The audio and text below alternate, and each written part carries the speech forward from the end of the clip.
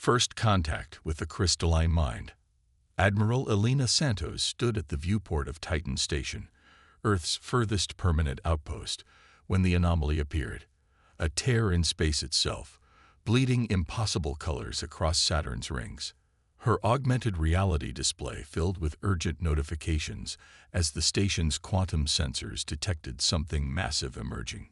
"All hands to stations," she commanded, her voice carrying the weight of 15 years defending humanity's solar frontier.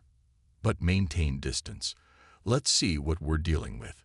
The object that emerged defied conventional physics. A massive crystalline structure, organic in appearance yet clearly artificial, its surface refracting starlight in hypnotic patterns. As Santos watched, the crystal seemed to pulse with internal light, forming complex geometric patterns that her eye assistant attempted to analyze. "Admiral," her XO reported, "we're detecting coherent quantum signals. It's trying to communicate." Before Santos could respond, every display on the station flickered, then resolved into a singular message. "We are the Axioni. We seek sanctuary. They follow." Santos had run countless first contact scenarios, but none quite like this. "Open a channel," she ordered. "This is Admiral Elena Santos of the Earth Defense Force. Identify yourselves and state your purpose." The response came not through conventional communications, but directly into the station's quantum network. "We are a collective consciousness, what you might call a hive mind. Our physical form is crystalline, our essence quantum. We have traversed great distances, fleeing those who would destroy us for our refusal to serve their empire."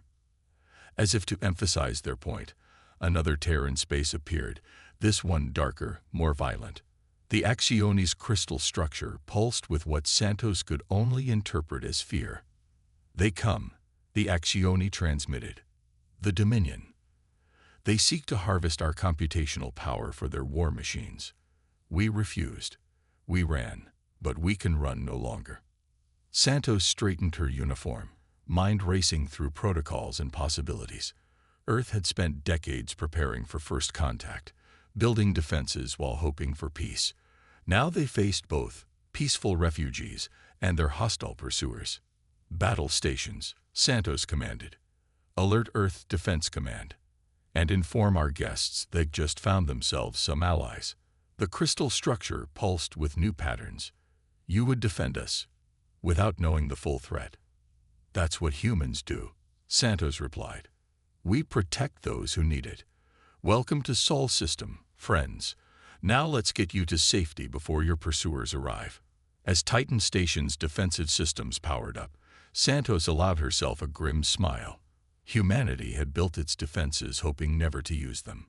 But if these Dominion forces thought they could simply charge into human space and threaten peaceful refugees, they were about to learn why Earth's military motto was peace through preparedness. The next few hours were a blur of activity. The Axioni vessel was escorted deeper into the solar system, while Earth's defense fleet mobilized with practiced precision. Santos coordinated with Earth Command, sharing everything they'd learned about both the refugees and their pursuers. The Axioni's quantum communications proved invaluable, allowing them to share technical data about the Dominion's capabilities. Their ships used conventional physics, unlike the Axioni's quantum tunneling technology, but they made up for it with overwhelming firepower in numbers. "Your defenses," the Axioni observed, watching Earth's fleet assemble. "They are primitive by comparison to the Dominion's technology. Yet we sense something unique in their design. Humanity learned long ago that superior technology doesn't always mean superior strategy," Santos explained. "We've spent decades preparing for threats we couldn't predict. Our ships may look primitive, but they're built on principles of adaptability and resilience." The Axioni's crystal structure pulsed with what Santos was beginning to recognize as curiosity. "You built all this, not knowing what you might face." "Exactly. We believe that somewhere out there, someone might need our help someday, or someone might mean us harm. Either way, we would be ready." As if on cue, The quantum sensors detected multiple ships emerging from the tear in space. The Dominion had arrived. The iron response. The Dominion fleet emerged like a swarm of metallic insects, their ships all sharp angles and weapon ports in stark contrast to the Accione's crystalline beauty. Admiral Santos watched from the bridge of the EDF Hyperion as tactical displays tracked their numbers. 27 warships, ranging from frigates to what appeared to be a massive command vessel. Incoming transmission, her communications officer reported. Text only, universal encoding. The message was brief and cold. Surrender the Accione Collective. This matter does not concern your species. Comply or face elimination. Santos didn't hesitate. Send our response. The Accione have requested asylum within Earth-controlled space. Under interstellar law, we recognize and defend their right to self-determination. Any hostile action against them will be considered an act of war against Earth. The Dominion's response was immediate, not with words, but with action. Their ships began moving into attack formation, weapon systems powering up. They underestimate us. The Accione communicated through their quantum link. The Dominion believes your technology too primitive to pose a threat. Santos smiled. Good. Admiral Santos to all ships. Execute Guardian Protocol Alpha. Show them why humanity never stopped preparing for this day. The Earth Defense Fleet burst into action. Ships that had appeared to be simple metallic constructs began transforming, outer hull plates shifting to reveal layers of point defense systems and specialized weaponry. The Hyperion itself seemed to bloom like a metal flower, defensive arrays extending in complex patterns. By the celestial harmonies, the Accione transmitted, their crystal structure pulsing with surprise. Your vessels, they are far more than they appear. Humanity's greatest advantage, Santos explained as she coordinated the fleet's movements, is that everyone underestimates us. We look primitive because that's exactly what we want potential adversaries to think.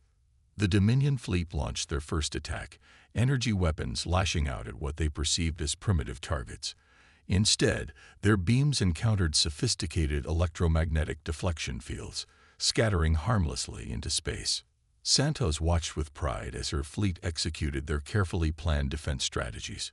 Ships moved in coordinated patterns that looked chaotic, but followed complex mathematical models designed to maximize defensive coverage while presenting minimal target profiles. All ships begin counter-offensive pattern Delta, Santos commanded. Let's show them what Earth's primitive technology can do. The Earth fleet's response was devastating in its precision. Weapons that had remained hidden during decades of peace revealed their purpose. Quantum-tipped missiles phased through conventional shields. Graviton beams disrupted enemy targeting systems. Each weapon had been designed based on theoretical physics, prepared for unknown threats exactly like this. Remarkable, the Accione observed. Your species devoted such resources to defense, yet never used these weapons until needed.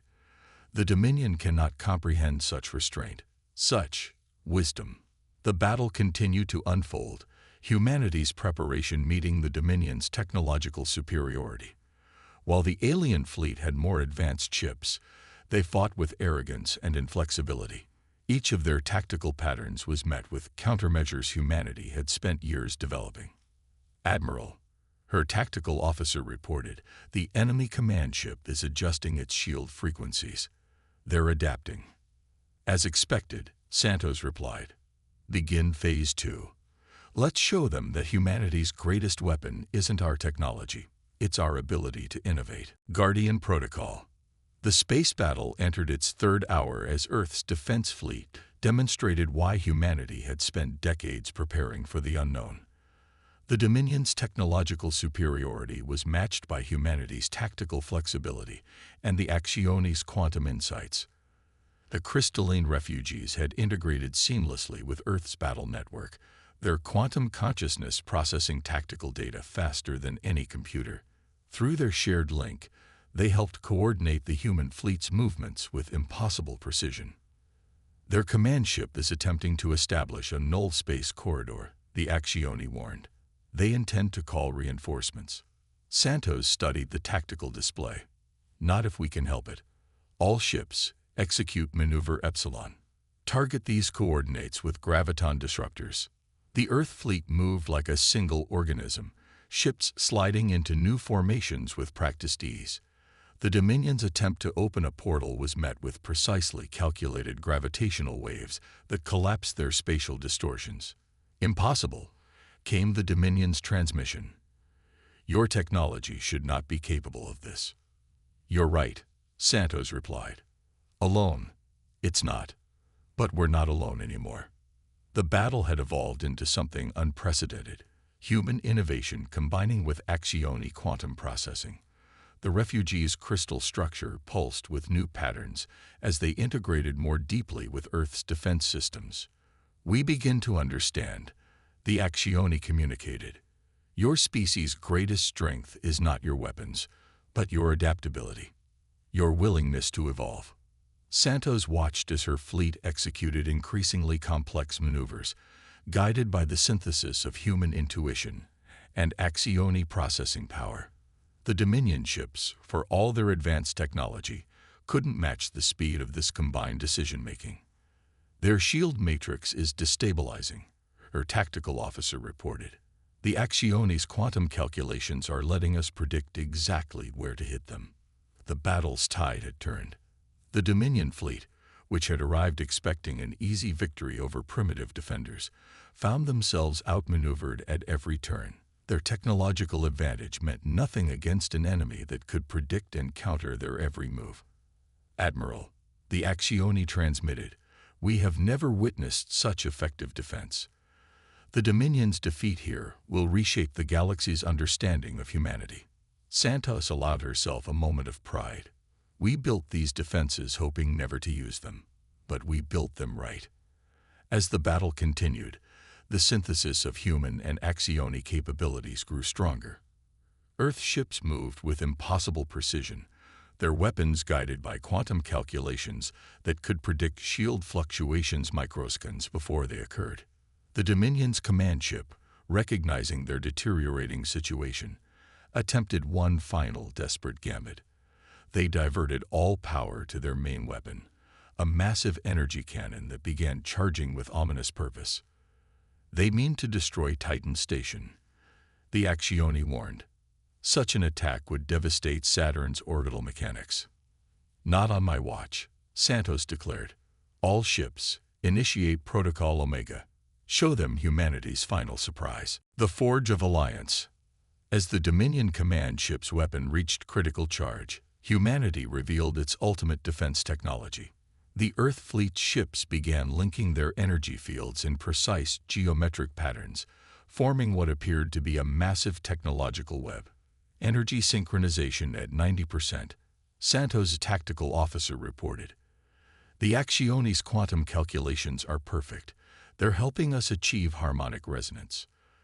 The Dominion fired their planet-killer weapon, a beam of concentrated energy that could shatter worlds. But instead of destroying Titan Station, it met something unprecedented, a defense system born from the union of human engineering and Axioni quantum physics. The human fleet's linked energy fields, guided by Axioni calculations, didn't just block the attack. They absorbed it, channeled it, and redirected it through their geometric pattern. The destructive energy was transformed, diffused, and rendered harmless in a display of technological symphony. Impossible, the Dominion transmitted again, this time with unmistakable fear. What are you? We are humanity, Santos replied. We spent decades preparing not just to fight, but to protect. And now we have friends who help us do both better than ever. The Axioni's crystal structure pulsed with what Santos now recognized as joy. Your species continues to amaze us. You built these ships to link together, to defend as one, yet never tested it until this moment. Sometimes the best plans are the ones you hope never to use, Santos explained as she coordinated the fleet's next move. But when you need them, you make sure they work perfectly. The battle entered its final phase. The Dominion fleet, their ultimate weapon neutralized, found themselves facing an enemy that grew stronger with each passing moment. The synthesis of human tactical doctrine and Axioni quantum processing created a defense that was nearly perfect, predicting and countering every attack. Their command ship's power core is fluctuating, the tactical officer reported. They're burning through resources trying to find a way through our defenses. Santos nodded. They won't find one, because we're not just defending anymore. Axioni, are you ready to show them why they should never have hunted you? The crystal structures pulsing intensified. We are ready. Together, we will show them the true power of unity. Victory through unity. The final phase of the battle demonstrated why humanity's approach to defense had been right all along. The Earth fleet, now perfectly synchronized with Axioni quantum processing, moved with impossible precision. Each ship became part of a greater whole, their combined capabilities far exceeding the sum of their parts. The Dominion fleet, which had arrived expecting to find primitive defenders, instead faced something unprecedented, a perfect synthesis of human determination and alien wisdom. Their attempts to adapt were met with countermeasures before they could even execute them, their tactical adjustments predicted and neutralized. Their command ship is attempting emergency spatial translation. The Axioni warned. They mean to flee. Santos smiled grimly. Not this time. All ships, execute final protocol. Show them why you don't threaten peaceful refugees in human space. The Earth fleet's linked energy fields shifted, creating a gravitational web that trapped the Dominion ships in normal space. Their advanced engines, denied the ability to enter higher dimensions, could only watch as humanity's primitive weapons closed in from all sides. Attention Dominion Command. Santos transmitted. Your fleet is trapped. Your weapons are ineffective. You have two choices: surrender and face justice for your actions, or continue this battle and be destroyed. Choose quickly. The response came after a tense moment. We surrender. The Dominion acknowledges humanity's right to protect the Axioni collective.